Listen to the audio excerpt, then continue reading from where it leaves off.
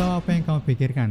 Bagaimana caranya menghafal Al-Quran dengan cepat? Maka dari itu pada video kali ini kita akan bahas cara menghafal Al-Quran dengan cepat. Kamu yang saat ini pengen banget hafalin Al-Quran, tapi kamu bertanya-tanya, gimana sih caranya biar bisa hafalin Al-Quran yang banyak? Kok ada sih orang yang bisa hafal Al-Quran 1 juz, 5 juz, 10 juz, atau bahkan 30 juz? Metode apa yang mereka pakai sehingga gampang banget ngafalin Al-Quran? Apa sih yang mereka tahu tapi kamu nggak tahu? Maka dari itu pada video kali ini kita akan bahas dan kita akan menjawab 4 pertanyaan yang akan aku bahas di video kali ini. Kenapa kamu harus menghafalkan Al-Quran? Yang kedua, apa caranya, metodenya sehingga aku bisa menghafalkan Al-Quran dengan cepat? Yang ketiga, bagaimana caranya kita bisa mengkokohkan hafalan kita yang sudah kita hafalkan? Yang keempat, apa next step-nya ketika kita sudah menghafalkan sebuah Al-Quran? Kita masuk ke yang pertama. Kenapa kamu harus menghafalkan sebuah Al-Quran? Gini, kalau kamu sadar, kita tuh tahu bahwa ada sebuah buku terbaik yang ada di dunia ini. Ada sebuah buku terbaik di dunia ini sepanjang masa yang gak akan luntur, yang gak akan turun kepada posisi 2, 3, 4 dan semacamnya. Dan buku tersebut adalah yang aku sebutkan tadi. Buku tersebut adalah Al-Quran. Buku terbaik di dunia ini sepanjang masa, bukanlah buku-buku pelajaran yang kita pelajari di sekolah entah SD, SMP, SMA, kecuali buku itu Al-Quran ya. Dan buku terbaik sepanjang masa, aku ulangi lagi, adalah sebuah Al-Quran. Itu jawaban simpel, kenapa kamu harus menghafalkan sebuah Al-Quran. Dan ada banyak banget alasan kenapa kamu harus menghafalkan Al-Quran sekarang juga. Salah satunya adalah seperti yang dalam hadis bahwa khairukum man ta'allama Al-Quran wa 'allama. Sebaik-baik dari kamu adalah seseorang yang belajar Al-Quran dan juga yang mengajarkannya. Ini kan Nabi SAW menjelaskan kepada kita bahwa kalau kamu pengen menjadi manusia terbaik, kamu harus belajar Al-Quran dan kamu harus mengajarkan Al-Quran. Dan salah satu metode cara dari belajar dan juga mengajarkan Al-Quran adalah kita menghafal Al-Quran dan kita bisa belajar dari Al-Quran tersebut dan kita berpotensi menjadi manusia terbaik berdasarkan sabda Nabi yang tadi telah aku sebutkan. Itu yang pertama. Lalu alasan kedua kenapa Al-Quran ini menjadi buku terbaik sepanjang masa adalah Al-Quran adalah satu-satunya buku ketika kamu membaca buku tersebut, kamu mendapatkan pahala. Bayangkan, kamu membaca Al-Quran, kamu membaca sebuah buku, kamu bukan cuma mendapat wawasan, bukan cuma kamu tahu sesuatu hal dari buku tersebut, tapi kamu juga bisa mendapatkan balasan berupa pahala dari buku yang kamu baca. Dan buku tersebut cuma Al-Quran. Sebagaimana disebutkan dalam hadis bahwa ketika kita membaca satu huruf di Al-Quran, itu tuh kita mendapatkan satu kebaikan. Dan dari satu kebaikan tadi dilipat gandakan menjadi 10 kebaikan. Bayangkan, kamu ketika membaca Al-Quran, kamu gak mungkin membacanya cuma satu huruf. Kamu minimal, ya paling minimal ada beberapa ratus huruf yang kamu baca di sekali duduk. Dan kamu bayangkan deh, dari beberapa banyak kata yang kamu baca, dari sebanyak-banyaknya kata yang kamu baca, itu ada nilainya, ada value-nya, bahkan ada pahalanya. Dari pahala tersebut bisa membuat kita yang tadinya minim pahala kebaikan, kita menambah pahala kebaikan kita dengan membaca Al-Quran. Inilah kenapa aku bilang bahwa membaca Al-Quran itu sangat-sangat enak. Membaca Al-Quran itu sangat-sangat banyak manfaatnya yang gak kita dapatkan ketika kita membaca buku-buku selain Al-Quran. Emangnya ada buku yang ketika kita membacanya kita mendapatkan pahala? Ya cuma Al-Quran. Dan masih banyak lagi alasan yang menjelaskan kenapa Al-Quran itu banyak banget manfaatnya dan juga kenapa Al-Quran itu menjadi buku terbaik sepanjang masa di dunia ini. Nah, kalau kita sudah tahu kenapa kita harus menghafal Al-Quran, kita sudah tahu keutamaan membaca Al-Quran, kita sudah tahu banyak-banyak hal yang mendorong kita untuk membaca Al-Quran, ya nggak ada alasan lain kenapa kita nggak menghafalkan sebuah Al-Quran.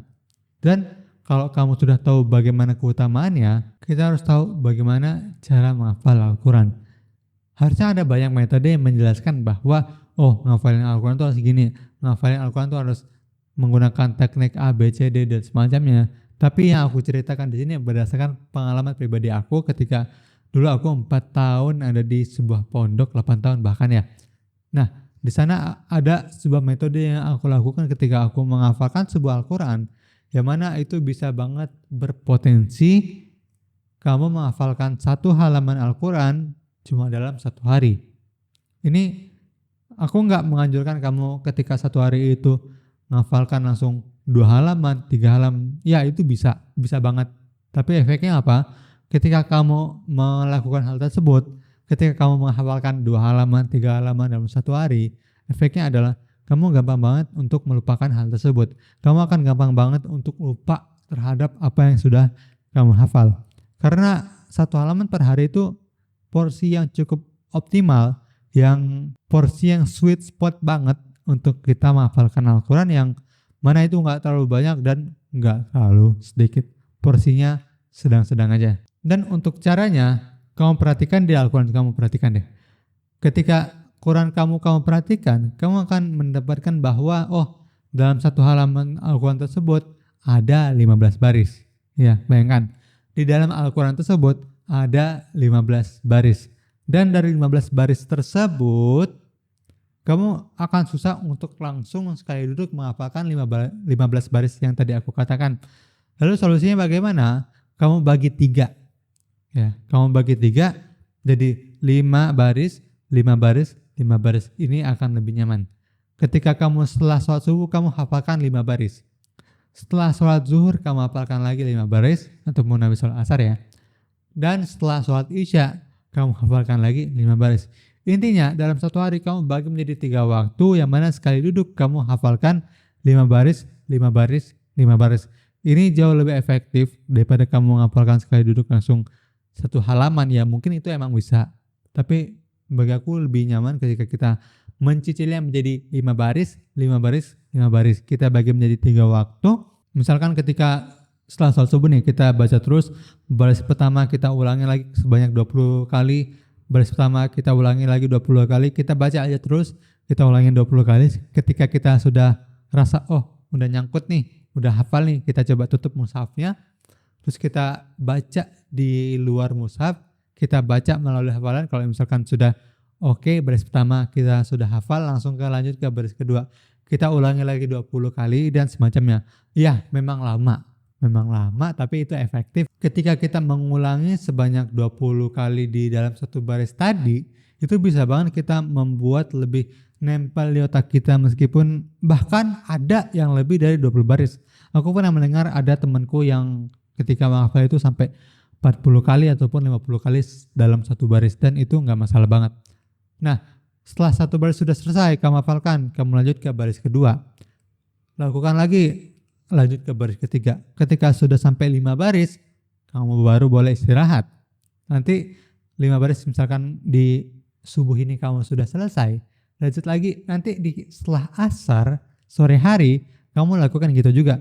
Baca 1 baris sebanyak 20 kali. Ulangi lagi sampai baris kelima sudah selesai.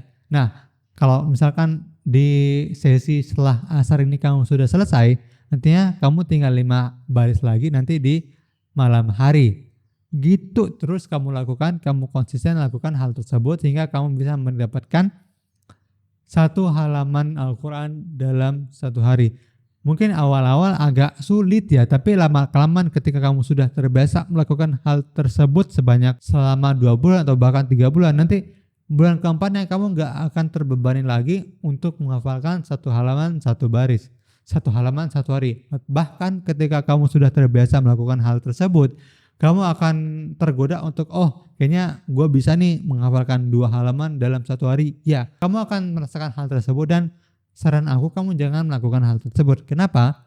Ya karena sesimpel, nanti kamu akan gampang melupakan apa yang sudah kamu hafal. Cukupkan 1 hari 1 baris, cukupkan 1 hari cuma 1 halaman, dan kamu konsisten melakukan hal tersebut. Ketika kamu sudah konsisten melakukan hal tersebut selama 20 hari, maka kamu sudah mendapatkan 1 juz dalam Al-Quran. Ketika kamu sudah konsisten 200 hari, maka kamu sudah mendapatkan 10 juz dalam Al-Quran. Ketika kamu sudah 600 hari melakukan hal tersebut konsisten, maka kamu sudah mendapatkan 30 juz dalam Al-Quran. Lalu apa next stepnya ketika kamu sudah melafalkan Al-Quran? Kamu perlu yang namanya murojaah. Bagi kamu yang belum tahu, murojaah adalah mengulangi hafalan yang telah kamu hafal. Karena percuma kamu hafalin lagi ayat ini, hari ini, besok, lusa, dan semisalnya. Ketika kamu nggak melakukan murojaah, hafalan kamu akan hilang begitu saja. Maka dari itu penting banget kamu untuk melakukan murojaah. Dan murojaah yang paling simple, yang paling nyaman, hal yang paling simple adalah kamu murojaah melalui murotal. Ketika kamu mendengarkan sebuah murotal dan kamu ulangi terus menerus, otak kamu akan terangsang ingat kepada hafalan yang telah kamu hafal. Kamu akan lebih nempel ke otak kamu ketika kamu sudah terbiasa mendengarkan orang lain membacakan surat tersebut ataupun ayat tersebut.